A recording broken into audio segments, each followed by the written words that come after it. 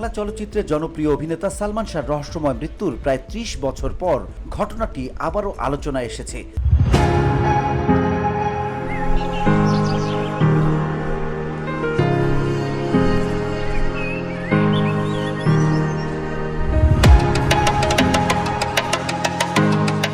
এবারে মৃত্যু নিয়ে অপমৃত্যুর বদলে হত্যা মামলা হয়েছে।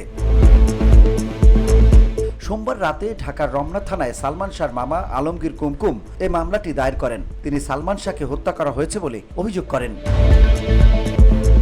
নতুন এই মামলায় সালমান শাহর স্ত্রী সামিরা হককে প্রধান আসামি করা হয়েছে।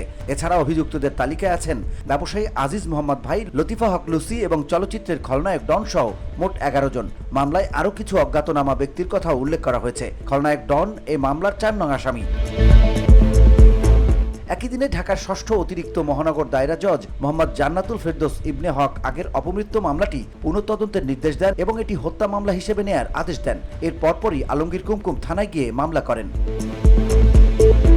মামলা দায়েরের পর সালমান শাহর পরিবার ও আইনজীবীরা বলেন, তারা ১৯৯৬ সাল থেকে বলে আসছেন যে সালমান শাহ আত্মহত্যা করেননি, তাকে হত্যা করা হয়েছিল। তবে পুলিশের তদন্ত সংস্থা পিবিআই বলেছিল এটা আত্মহত্যা। সালমানের পরিবার তখন থেকে সেই রিপোর্ট মেনে নেয়নি। আলমগীর কুমকুম সাংবাদিকদের বলেন, সালমান শাহর বাবা ম্যাজিস্ট্রেট ছিলেন। তিনি অনেক চেষ্টা করেছেন মামলাটি হত্যা মামলা হিসেবে গ্রহণ করানোর জন্য, কিন্তু জীবদ্দশায় তা সম্ভব হয়নি। এখন এতদিন পর সেই পদক্ষেপ নেওয়া গেল। ইনশাআল্লাহ প্রমাণ হবে এটা সত্যিই হত্যা ছিল।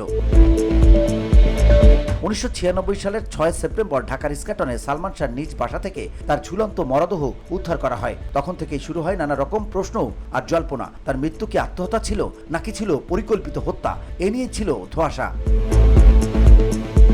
VOD Bangla news desk.